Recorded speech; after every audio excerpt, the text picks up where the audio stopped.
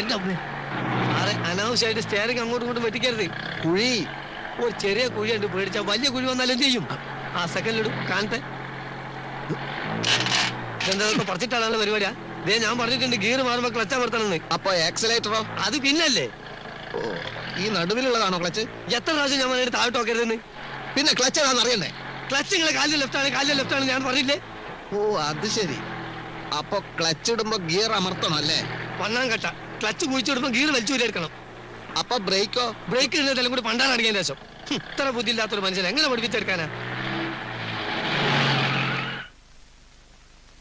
അധികം ചൂടാവൊന്നും വേണ്ട. JK കൺസ്ട്രക്ഷൻസിലെ ഒരു സൂപ്പർവൈസറാണ് ഞാൻ.